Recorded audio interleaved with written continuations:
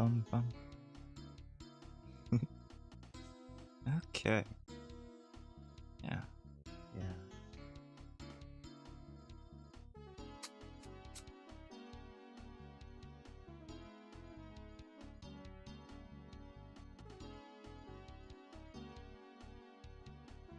And there we go. Yeah. Yeah, just like that.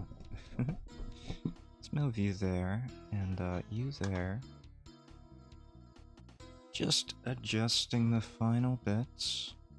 The final bits and pieces, yes. Here we go.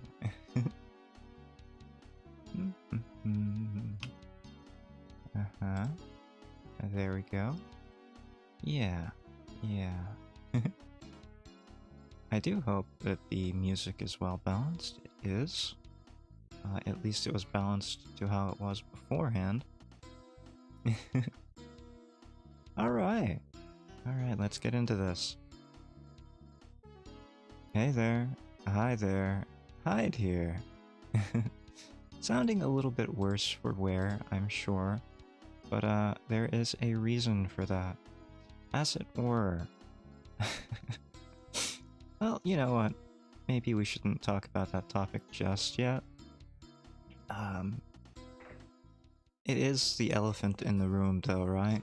Like, it is the thing that I need to talk the most about. So maybe I should.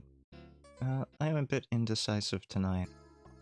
It happens to be a night when I have a rather terrible headache.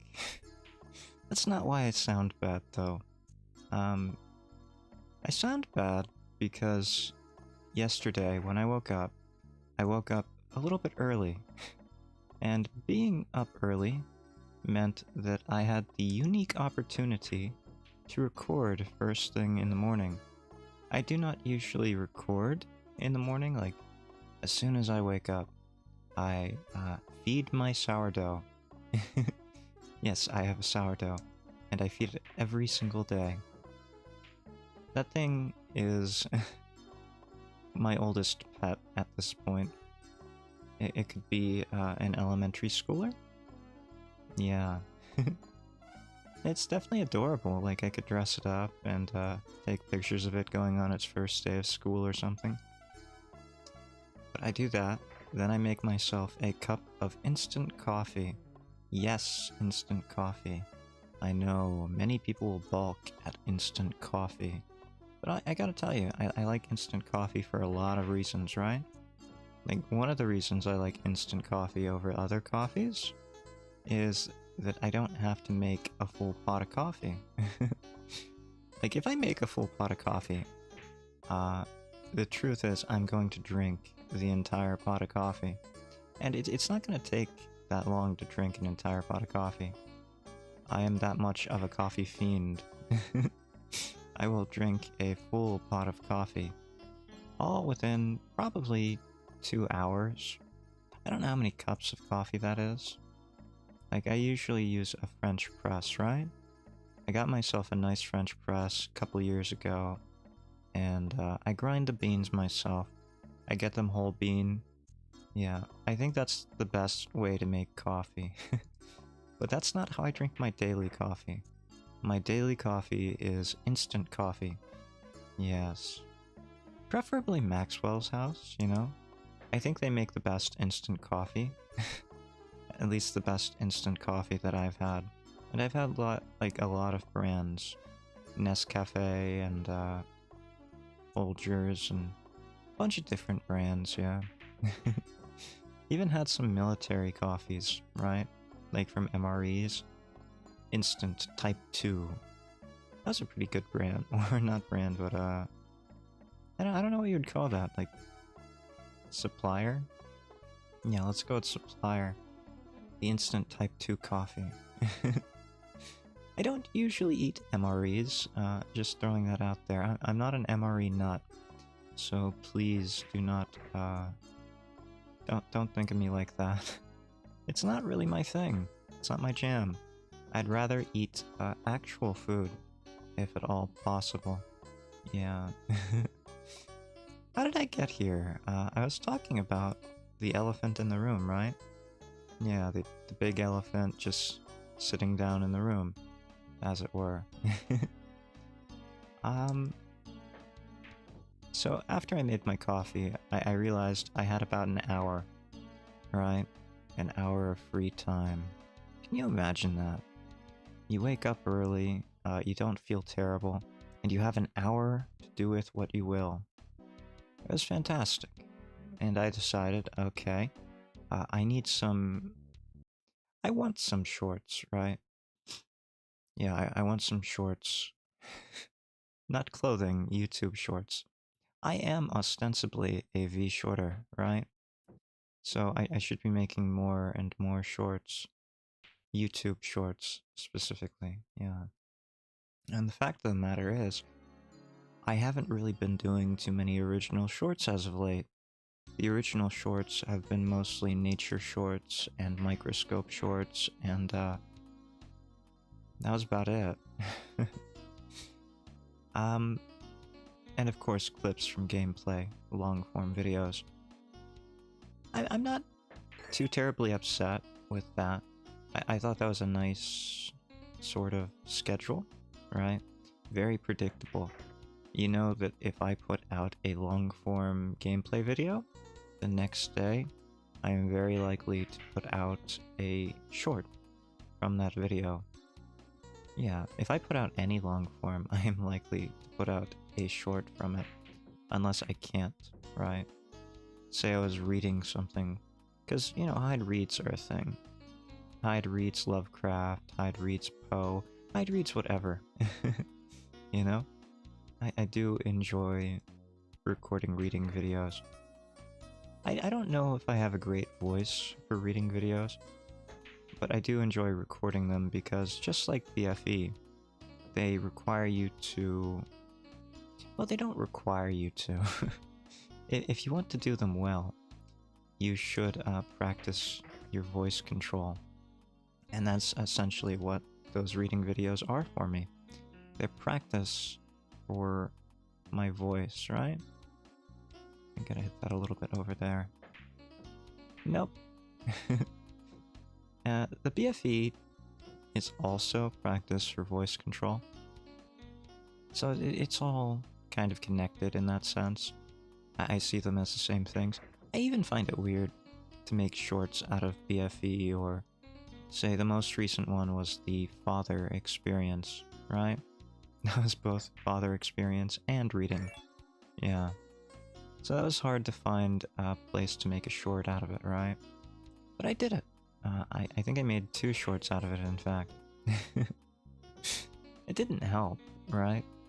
Like, I can count on one hand the number of people who actually click on the long-form links, the linked videos in my shorts. Most people who watch my shorts do not watch my, my long-form video. Even the ones from shorts they like. I don't know if they have a short attention span or what, but if that's the case, well, you know, I can't do much about that.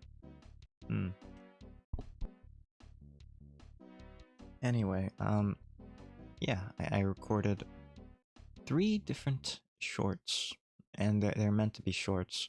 They're not long form. They were always intended to be shorts.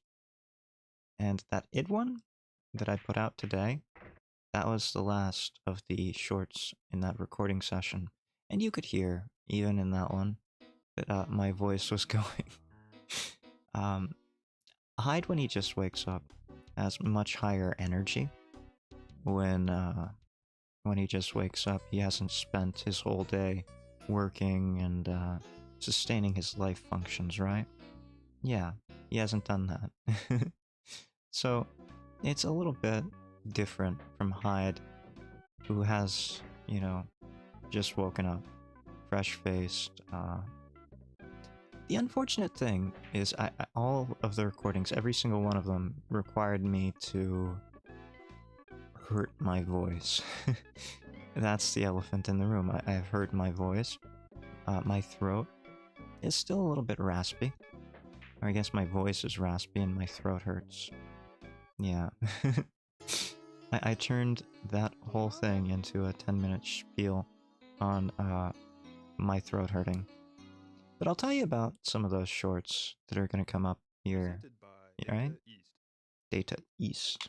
Data East. But let me give you a little tip first, though. Don't do that when you first wake up. Don't record content that requires you to drastically alter your voice or speak loudly or scream or anything. Doing that when you wake up, your muscles or your throat has muscles in it, right? Or your throat is muscles, depending on how you choose to view it. And just like any other muscles, if you stress them when they're not warmed up, when they're cold, when they're not flexible, you will hurt yourself. And I did exactly that. I ended up hurting myself pretty not ideally, if I do say so myself. Yeah. It's not ideal, right? Oops. When your muscles are cold to run on them, for example, and your voice is the exact same way. I basically ran a marathon while right after waking up. You don't want to do that. No one ever should do that. That's bad. Bad form, right? But yeah, I did that, and the first video was one that's been on my to-do list for, oh, I don't know, at least a couple weeks now, and I knew I had to get it done eventually, and I figured yesterday would be the right time to do it, when I was nice and high energy. Yeah, the energy is the important thing, right? Pure energy. And the second video is actually one that I've had in my plans for, oh, I don't know. It's been a long time. The second video was inspired by a comment that I received about the first ever voiced content on my channel. If you haven't been around for Hyde content that long, which I don't blame you, like that was almost a year ago. We're going on a year of content now. Voice content. Actually, we're getting pretty darn close to a year of normal content. Like, I think I did a month, maybe 2, of unvoiced backpack hero runs before I ended up buckling down and getting myself any kind of microphone. Yeah, I realized if I was going to do voiced content, I really needed a microphone that wasn't built into my computer. Yeah, because audio really matters. I'm more particular about the audio than I am about the video. And that probably is fairly obvious, given the kind of content I put out. I really don't care too much about the visuals. Like, I'll try my best to make them look presentable. But the fact of the matter is, the audio is much more important to me. And it always will be. Yeah. Audio, my voice, so close. And balancing, especially. Like, I know the balance is... Well, I balance on the quiet side. My microphone is cranked up to max gain, right? Yeah. It is at its max. And I have a gain filter on to raise it higher. Yeah, I have both physical gain and gain filters. And then it is cranked all the way to the top in OBS. So this is as loud as this microphone can be. It's a dynamic mic. That's part of the problem, right? And it does have XLR capability. So in the future, if I ever want to, I will eventually. I've been streaming for a year on this old potato of a laptop. I'm not going to change anything anytime soon. But when I do, I can upgrade and it will sound better. I like the sound of this microphone, you know? As far as voice goes, I think it captures mine fairly well. It was worth the price. It was not worth the hassle of setting it up, but it was worth the price. So yeah, we're going on about a year now. of voiced content. But all the way back then, I was using a different model, right? Hyde used to have a model that looked like it came out of a knockoff bootleg Street Fighter game or something like that, like an NES style fighting game. Yeah. And long hair, facial hair, a red a red suit jacket, right? And a turtleneck. Yeah. And when I made that content, when I made that first stream with my voice, I was told, you don't sound like a European Dracula. And that comment has stuck with me this entire time that I've been streaming. It will never go away. It will forever be in my head. After that, I changed my model to this one, and I haven't really looked back. I kind of like this one, you know? It's very stylistic, or stylized, highly stylized. Not quite as common a look as most anime PNGtubers, but you know, I like it. I don't feel a need to change it just yet. I have thought about it. I've looked into it, and eventually I will. Probably get at least a full body of this in a similar style if possible. That's in the future too, right? Like there's no point in me having a full body model when my computer just can't handle too many things.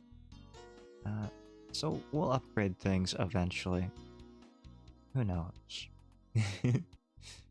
To be honest, I didn't really expect to stick around this long.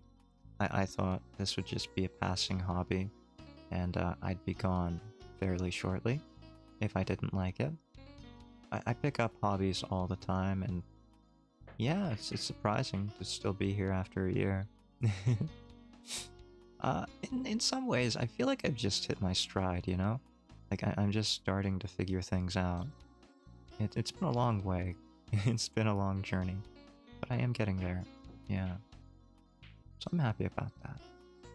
Anyway, that comment inspired one of the shorts that I recorded yesterday. The second one. The one that hurt my voice the most. Gotta stay hydrated. Keep that throat nice and moist, right? Otherwise, I'm gonna hurt my throat even more. Like, I can hear it. I can feel it. I can hear the difference in my voice after what I did to it yesterday. It's raspier. It's a bit more feral. Kinda reminds me of how I used to talk early on, right? In the lower register with more raspiness. Well, you know, it makes sense, because my voice was not warmed up, and it never was. Before I stream these days, like, I do warm up my voice a little bit through, not really traditional exercises, but, you know, I sing in the shower. That's how I warm up my voice most days.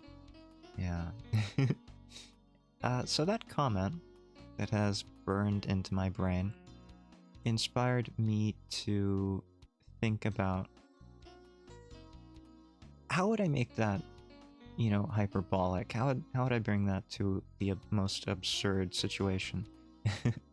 What kind of voice would match the worst with what kind of model? And what would make that funny?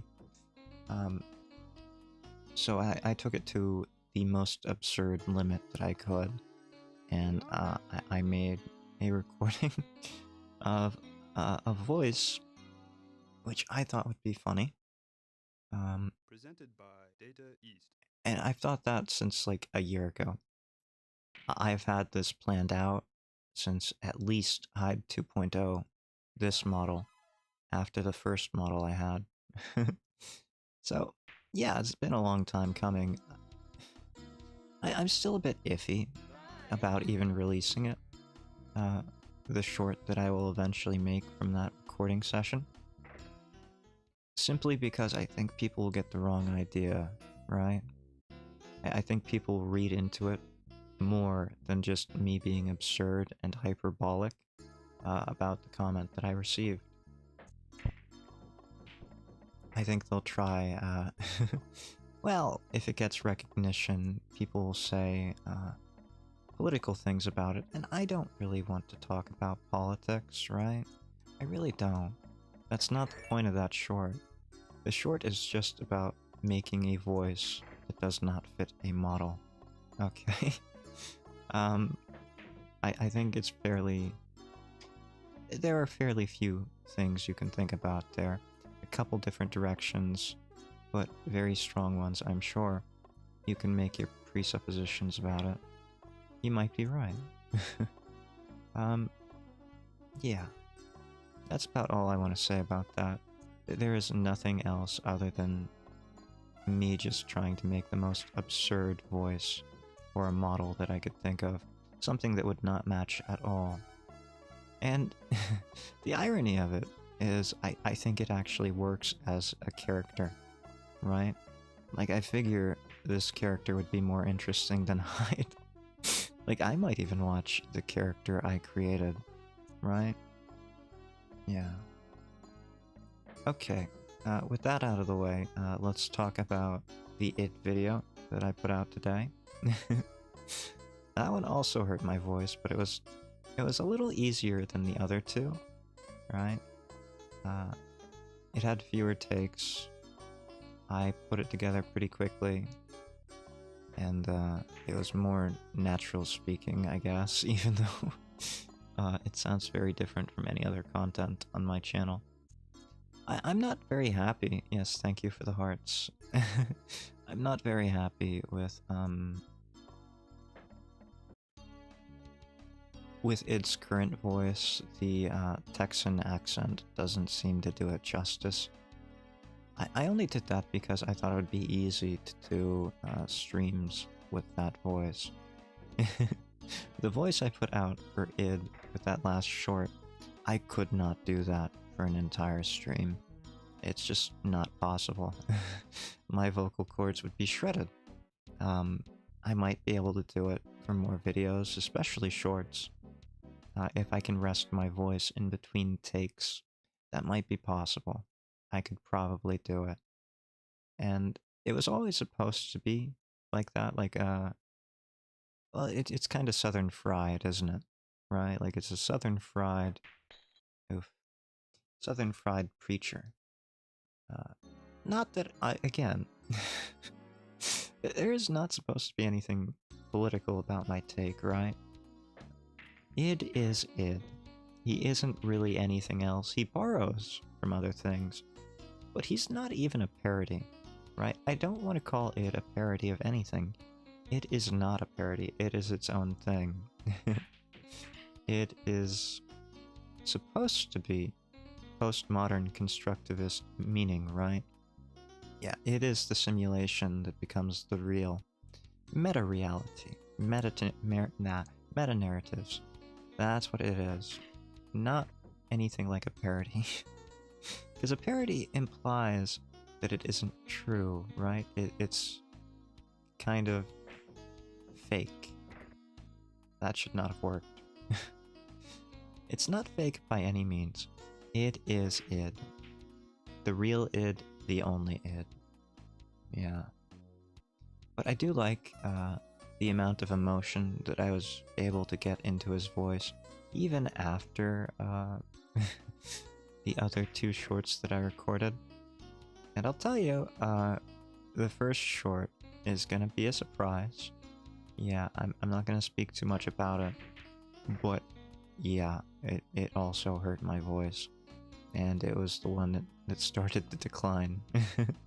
After I did that one, I was like, okay, well, I'm already screaming. I might as well try to put some more emotion into things. Maybe record that idea I've had stuck in my brain for about a year now. And I did. It's out there now. I don't have to do anything about it except finish it. That'll be nice, right? That'll be nice that I can finish it.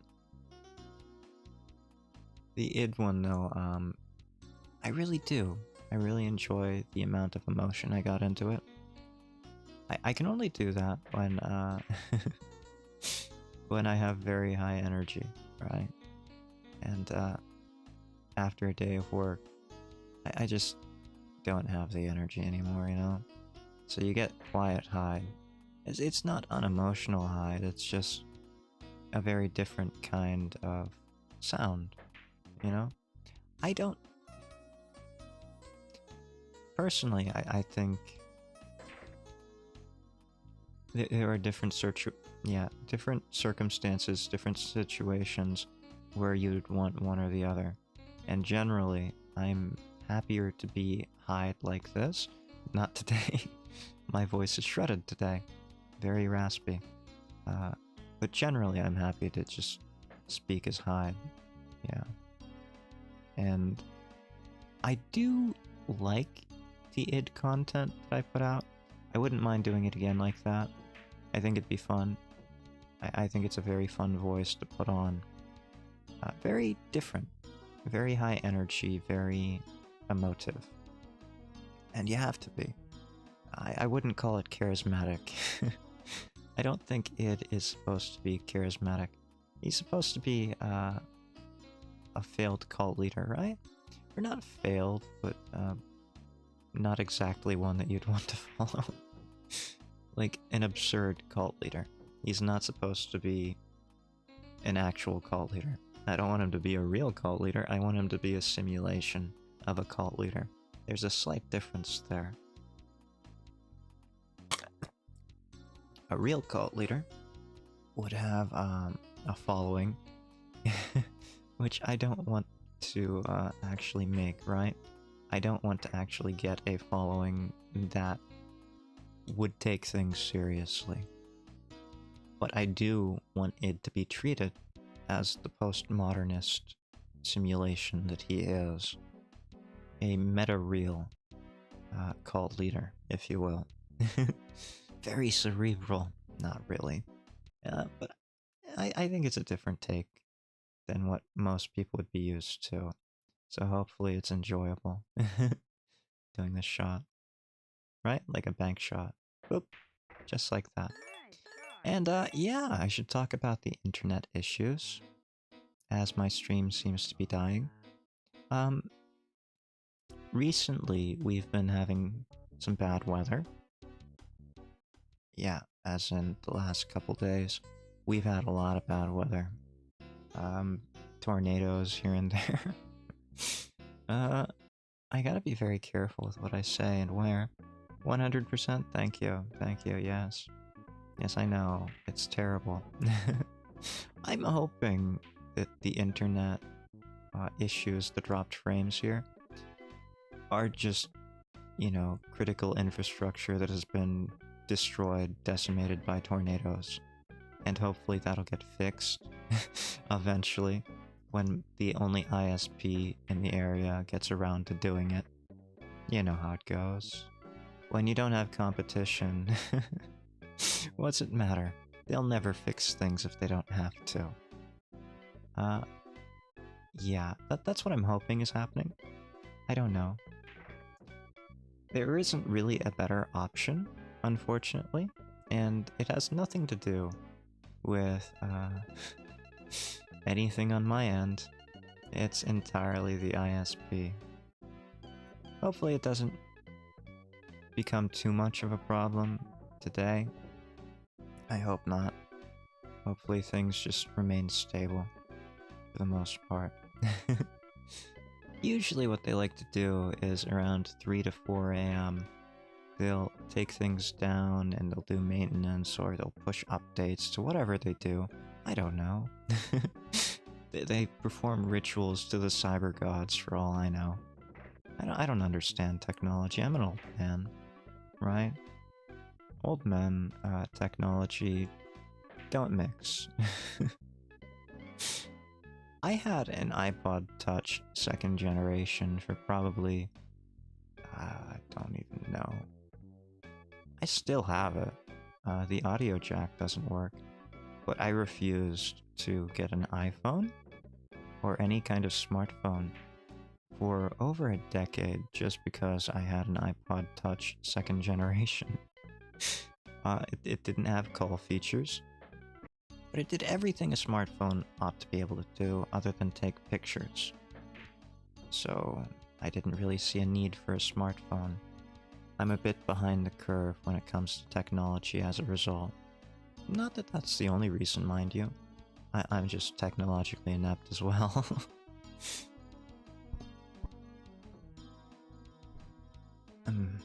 Yes. Hopefully, the voice also isn't too terrible. Like, I know it's pretty bad. I shredded it. It is, well, look forward to the videos I'll be putting out, eventually, when I get around to it. Yes, thank you for the hearts. It hurt. And I knew immediately that I had messed up. I knew. You ever have a problem like that in life, and you just instantly know that you've already messed up? There's no taking it back. There's no do-overs. There's no going back in time. There's no preventing the damage. The damage is already done. It's just one little misstep, and there it is, forever done. Yeah, it was one of those moments, and I knew right away. Yeah, it's gonna get bad as a result. And it did. It did get bad. And it's still pretty bad. But I'm gonna rest my voice as much as possible by speaking in this. This is kind of more my natural register, right? Like, I do... I think I pitch my voice up, so I get rid of some of the raspiness in my voice. Generally, yeah. I do prefer that, because it is clearer, it is cleaner. But did you know, in Victorian England, gentlemen would speak with that kind of dialect, with that raspy dialect? So, what? What do you say there, Watson? You know, that kind of thing. That raspiness. People call it vocal fry. It's not quite vocal fry. But yeah, something like that. That was the upper crust British dialect of the time. So it is in character for Hyde to speak like that as well. I can tell you this isn't quite my natural speaking voice, because it is the result of slight inflammation and slight damage. I don't want to concern anyone. It's not that big of a deal. I just need to rest my voice a little bit. I should have probably rested it more yesterday. But that's okay. That's okay. Damage is done, and a little bit of rest is all it's gonna take. And I'll get back to it. I have a backlog, thankfully, right? I have plenty of backlog going for me. And, yeah, I even have some new nature videos. Yeah, let's talk about the nature videos. I went on a little nature hike to go and forage for wild berries, right? Yeah, I went to forage for wild berries, and I got quite a bit. I think I got over a pound of wild berries. Wild blackberries, wild black raspberries as well. They're very easy to tell apart when they're berries. Slightly more difficult to tell apart when they're just bushes. Some of them get pretty similar in shape, size, that kind of thing, right? Like, I've seen some pretty large blackberry bushes. I've seen some trailing blackberries, like vines, and I've seen some very large black raspberry bushes. But I've also seen trailing black raspberries. It's very strange, right? That there are different kinds of intermixed breeding as well. Ah, there goes the internet again. Yeah, so, if that becomes too much of a problem, I might have to call streaming off for a while until I make some calls and confirm things with my ISP about, you know, not false advertising. about what they can provide. You know? One of those things. I hate that here in the USA. ISPs pretty much get away with doing whatever they want. There is very little competition in some areas, especially here in the very rural areas, where pretty much every cell tower is owned and operated by the same group of people. And even if there are different ISPs, for example, well, not cell towers, but you know what I mean. All of the communication infrastructure. Thank you, just like that. See, they don't want me telling you this. That's why they're throttling my connection like they are, giving me these internet issues. Look, it's gonna disconnect any moment now. Yes. Right now, I am at 0. There we go. There we go. Yeah, big internet doesn't want me telling you about how they're throttling my connection. Every time I mention it, my connection gets worse.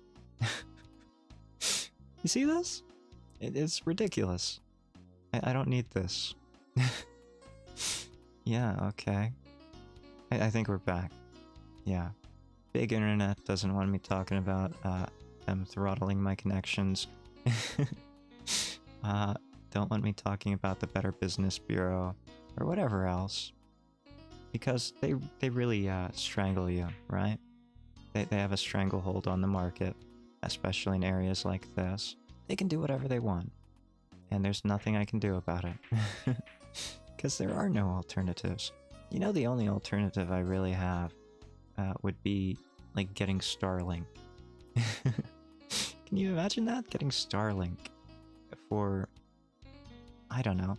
It's a ridiculous subscription cost, plus a one-time, like, here's your satellite costs if you want to buy the satellite dish.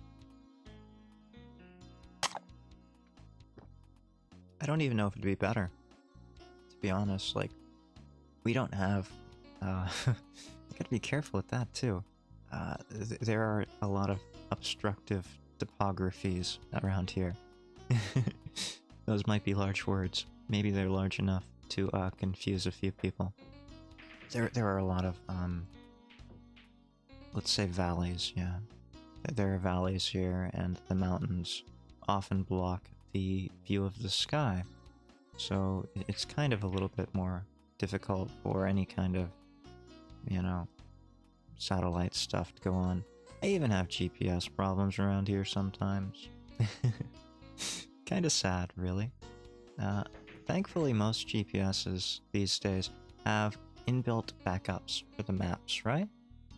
But that means they don't really update in real time. So if there's real-time traffic, like, I don't know how many of you actually use GPS systems. I always have GPS systems. I do prefer TomTom, not sponsored. At least I used to. I'm not gonna get into that. All I'm gonna say is not sponsored. Yeah. I know it seems strange to have a dedicated GPS in the modern era when the phones have like Google Maps and Apple Maps, right? I don't like driving into lakes or off of cliffs, so forgive me for not using Apple Maps. Yep, there we go again.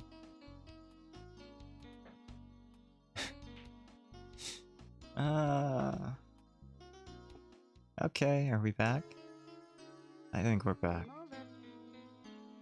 Yeah, I don't like driving off of cliffs, so I do prefer getting like an independent GPS. But they have all different kinds of options for modern GPS services these days, right? Like they have real-time traffic, they have real-time construction, and some of them have real-time like speed traps. I don't know about the legality of some of those options, but they do exist. And I guess you'd be a fool not to use them, but you know, use them at your own risk. Like, I'm not responsible if you break the law and you get a speeding ticket, okay? I didn't tell you to do that. you do things at your own risk.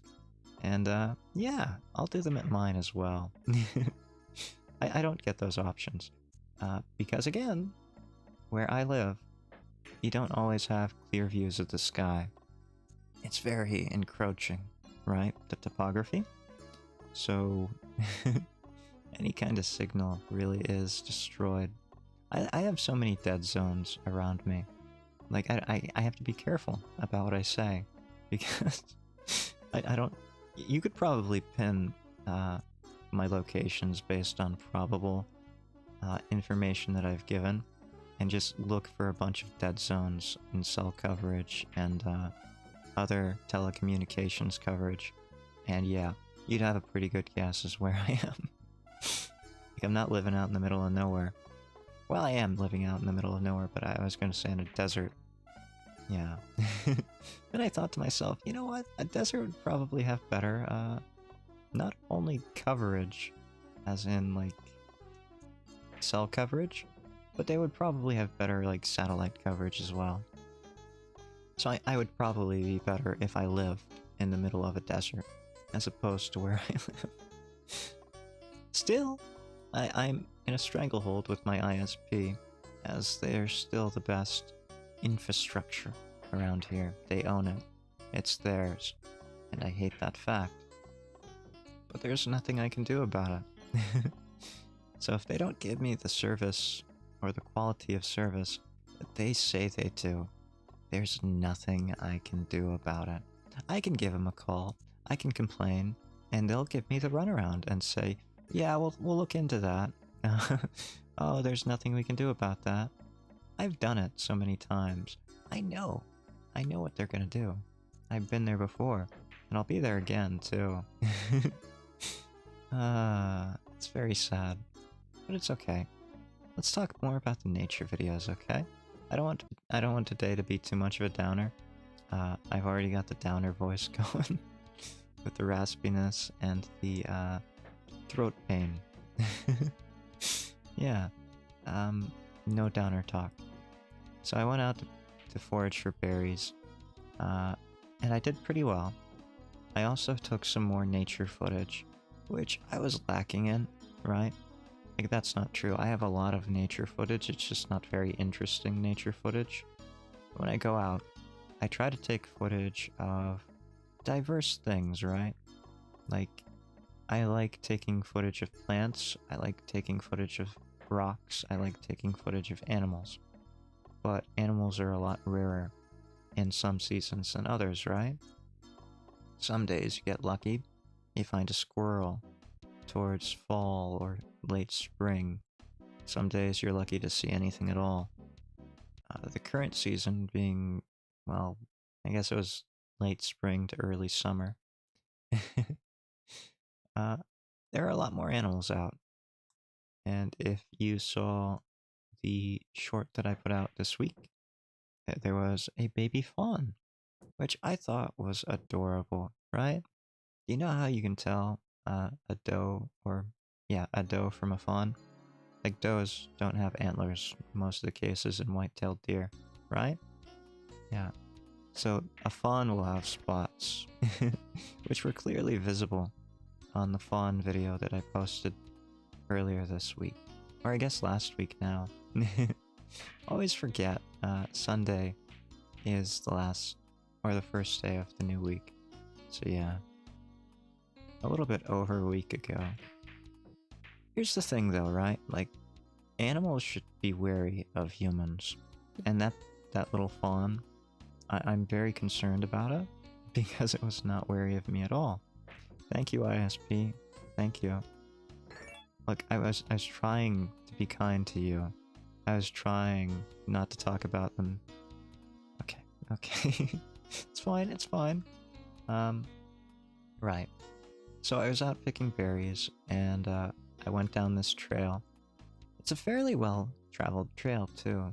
A lot of human traffic, people like to walk their dogs there. So I was not expecting to see any animal life. I put my camera in my pocket, and I hear this rustling behind me in the bush as I'm walking down the trail. Thank you, ISP. Oh wait, no, you just throttle me. That's fine. I feel like throttling you sometimes. Yeah, yeah. Alright, ISP. Thank you. So I walked down this trail, I heard some rustling behind me. My first thought is, oh no, it's probably a bear. Because that's what would be there. It would be a bear if it's that close to humans, right? Like, bears don't care. Most animals, they're very wary of humans, because humans are like apex predators in most cases. They're the things that'll kill you. Yeah. Even if you're human. But in this case, it was not a bear. No. I see this cute little fawn behind me, and it just stares at me. I'm like, okay, that's very strange. It should run away at any moment. It did not. It did not run away. It stayed there for a good while. Good 10 seconds. Enough time for me to pull out my camera, turn it on, and focus on the thing and get about 15 minutes of shaky footage. With an actual zoom. Yes, an optic zoom. Can you believe it? My camera has optic zoom. That camera's ancient. But yeah, it was there for a good while, and it should not have been. It did eventually run off. Here's the other thing, right? Like, it ran off in one direction, and then it ran immediately back over the trail in the opposite direction. So it crossed me like 3 times. That is not common sense for an animal. Like, that is the kind of thing that will get an animal killed. If you're going to run, you run in one direction. You don't go one way and then double guess yourself. I don't know. I just feel like that fawn is going to be dead relatively shortly. Right? Like, even if it's not human hunters, it'll be like a bear or something will get it. And what? Whoa. Oh, look at that. That's nice. I think that's the first time we've gotten a zone like that. Yeah. Around the world. Don't even have to aim. I'm not. You see that? Yeah. Perfect. I do feel bad for that fawn. But it's nature, right? Survival of the fittest.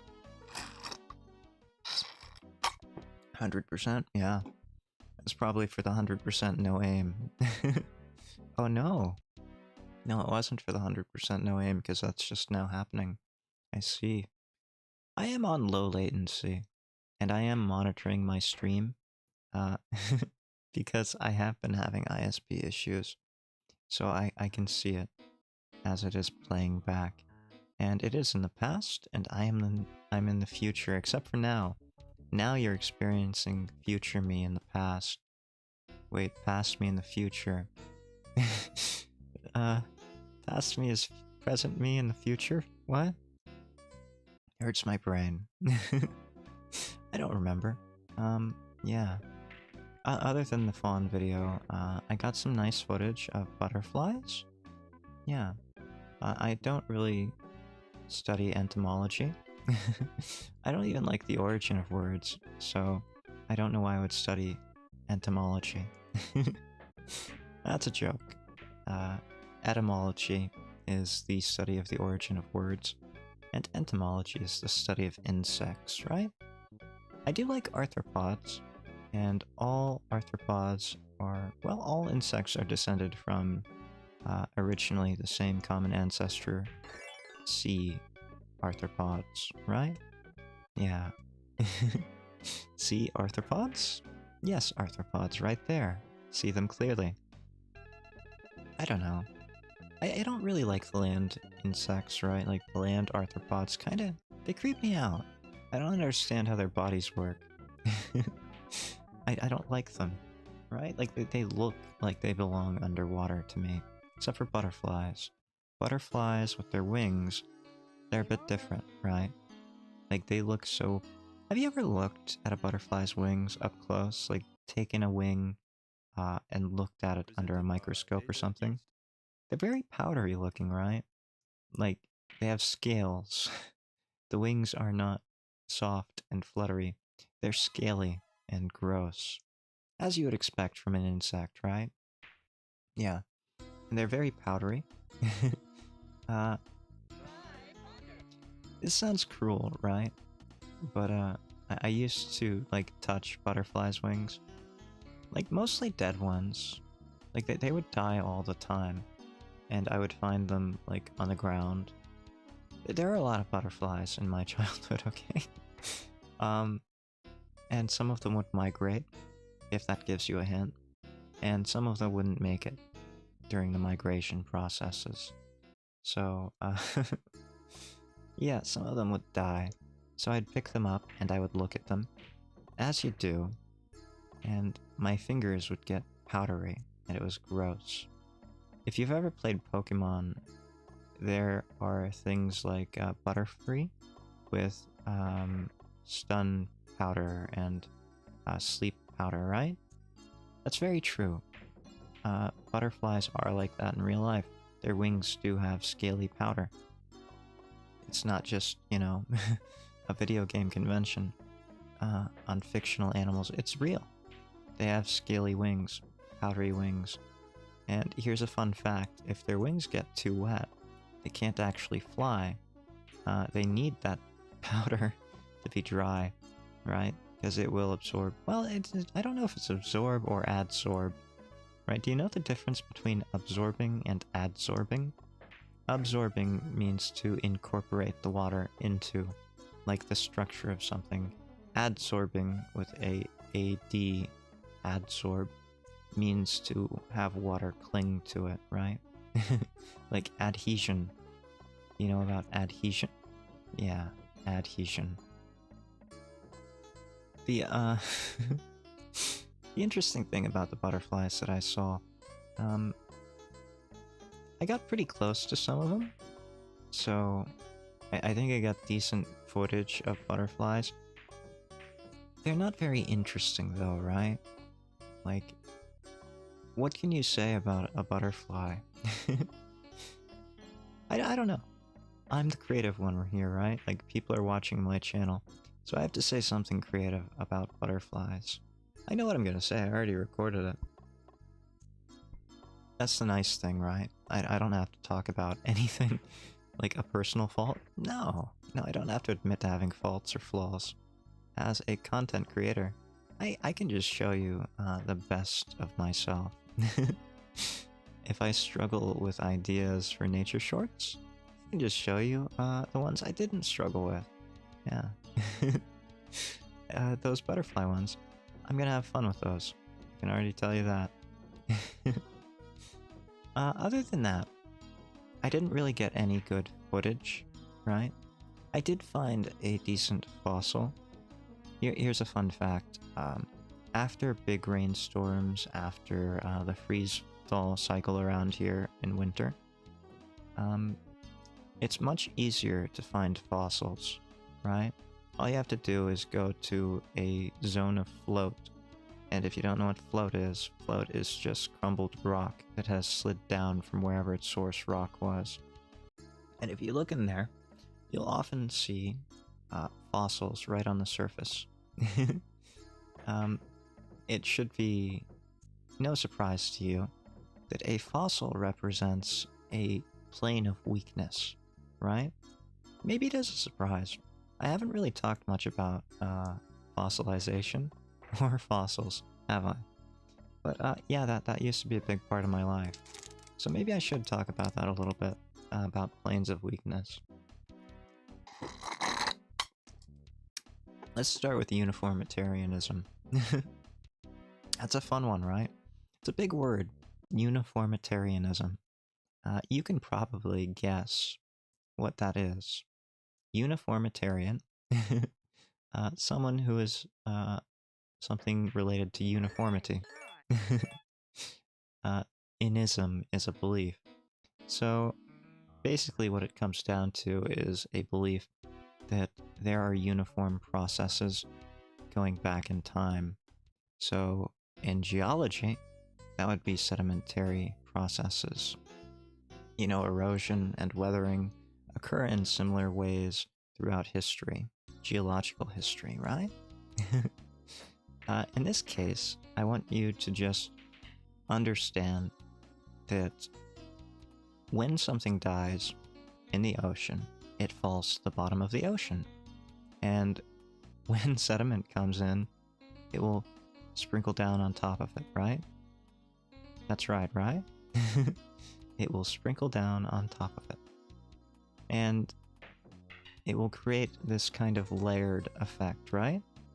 You will have a layer of whatever it fell onto, the layer with the object, the dead corpse of the organism, and you will have a layer of sediment on top of it. And when it turns into rock, those 3 layers will still exist. Well, I guess 2 layers. Yeah, those layers will still exist, and it will be a natural plane of weakness, right?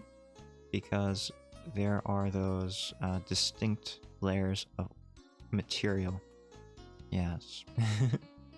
So oftentimes, if you have flat, uniform sedimentation, you will be able to just hit a rock on the side, and it should, theoretically, crack open with the fossil as the plane of weakness. It doesn't always work like that. There are other processes at work, of course. Nothing in nature is as simple as the model, right? Not at all. But in this case it was, and I found a rather decent trilobite. It was a calamenid or flexicalaminid. There goes my internet again. So I'm thinking, Isoteles, maybe Dipleura. Hard to tell. I didn't get the full thorax, right? The thoracic region was broken, and I didn't get the cephalon, the head. Very unfortunate, because it looked like maybe those things were preserved as fossils. They just weren't in that plane. Again, because sometimes the planes of weakness are not exactly one-to-one. It's unfortunate, but sometimes there are organisms that burrow into the mud, right? And then they die. So half of them ends up... It's not always that simple, though. But part of them ends up in one layer of mud beneath the bedding layer, right? Even if the bedding layer is the same as whatever they dug into. Sometimes that'll break them apart, and you don't end up with the full fossil. Rather sad. Then there are other times when sedimentation is not, like, flat. Sometimes there are like big storm events, right? And it will roll the mud. It will even wash across the bottom of the sea floor, or whatever the sediment is being deposited on, and create these rolled mud balls, or these hummocks, right? It's called hummocky cross stratification. It's a big word, but it's rather self-explanatory. Geologists are rather self-explanatory people, you know? They don't actually like having big words without much meaning to them. Hummocky meaning kind of hillocky, or hilly, if you don't know what a hillock is. Yes. Cross meaning across, very simple, as in, you know, perpendicular or not parallel. Yes. Stratification. That's basically just strata, layers. Lamination, if you will. So it makes perfect sense. You get hilly cross layers. So that they're not parallel layers. Very simple. Very simple geological terminology there. I quite like those. They contain great fossils because they represent events where great amounts of sediment are disturbed. They're picked up off of the sea floor, or they're washed, and you get a lot of sediment in the water column. So if anything dies in those, which, you know, can happen even if you just have sediment in the water column, some organisms need very clean water, or at least to have very little sediment. in them. Yes, organisms with gills, they don't like having sediment in their gills, right? You'd be surprised. I mostly dealt with trilobites. It's pretty clear by now, right? I mostly dealt with trilobites, and trilobites have these appendages. They're biramous appendages. That means they have two different branches on their legs. One is the leg part used for movement. The other is the gill part used for breathing. Most trilobites probably look like that. It's very hard to say, because a lot of them don't get preserved. But that's probably how most of them look. Yeah. And, yeah, any amount of sediment getting into their gills, those little biramous appendage gills, would limit the amount of oxygen they could get into their bodies, right? Like, they don't have lungs. Arthropods like that don't have... Well, some arthropods might have lungs, like spiders. They're arachnids. They have something called book lungs, and they look like books. They're like accordions or bellows. That's how they work. What most insects, most arthropods, don't really have lungs. And trilobites, they had exposed, gills on their legs. And just like a fish, if they get sediment in their gills, that limits the amount of gas that can be exchanged through the gills, right? It limits the amount of oxygen that they can get, and the amount of carbon dioxide they can release. Like, yeah. Did you know that? Fish actually breathe oxygen. Yeah, they breathe oxygen. I think, I don't really know what they teach in school these days. Back in my day, back in Victorian England, it was a little known fact that everything breathed oxygen, because oxygen wasn't really all that well known, right? Yeah. That came about during the chemical revolution, right? The revolution in chemistry. And if you were unlucky, back in my era, you were still taught, like, old ways. So you might not have known about chemistry or oxygen. Anyway, yeah. Just like fish, trilobites would need oxygen. Just like any living organism, really. Any animal needs oxygen. Otherwise, they would start suffocating, right? Asphyxiating, really. Yeah. And if they started asphyxiating, they might even start rotting from the inside, which is a terrible thing to do, right? Like, here's a fun fact. Arthropods often have open circulatory systems. Yes. You ever squish a bug? They don't really have vascular systems, right? They don't have veins, they don't have any of that. Even shrimp. If you think about a shrimp, they often have this thing called a vein, right? But that's not a vein. That's their intestinal tract. Yes, the thing you take out that you call a vein in a shrimp? Yeah.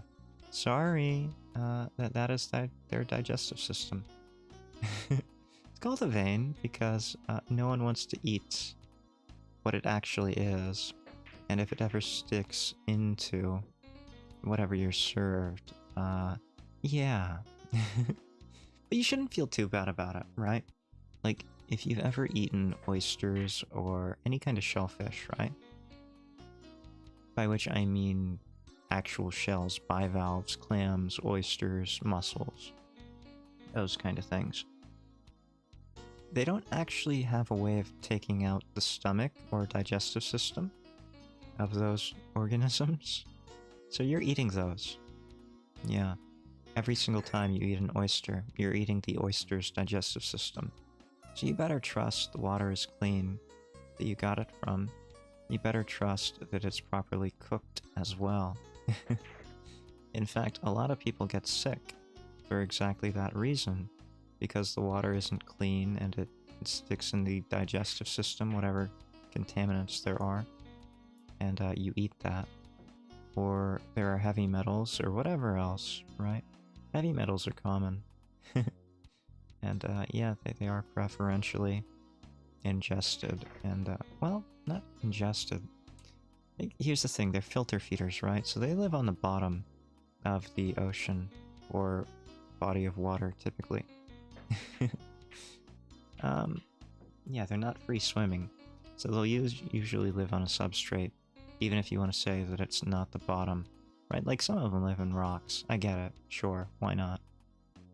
But they are filter feeders, and they will eat the garbage that falls down. And then you end up eating that in their digestive systems. Yeah, it's no surprise that people get sick from those kind of things more often than they get sick from other types of food. None whatsoever. I don't really like oysters, I don't like clams, I don't like mussels for exactly that reason. You can't clean them. I think most people put them in salt water so that they empty themselves of all of the waste materials, right? But I don't know how well that actually cleans them. I think the digestive systems of these organisms probably can't be cleaned that easily. And here's another thing, they have to be eaten, or they have to be cooked while alive. If they're cooked dead, then you're risking all types of bacterial and gross kind of, you know, infection. So it's even worse. You can't clean them until they die, so you can't really starve them either. Yeah. And just like any other animal, like they need their own... They will start consuming their own body to reconstruct it if they're starving. So you can't do that either. You can't starve them forever. There's no real ideal way of eating clams or oysters or any of that. I'd rather not. And I don't. I don't even really like shrimp. Like, I'll eat shrimp if they're there, but I really don't like them. I'm not a picky eater, mind you. I'm really not. I will eat just about anything if it's handed to me and it's edible. I've even considered eating things which might not be edible, right? Like, I was talking about foraging today, and I do forage for my own wild berries for making wild berry wines. But, I've often considered, like, digging up Queen Anne's lace, which is wild carrots. Queen Anne's lace is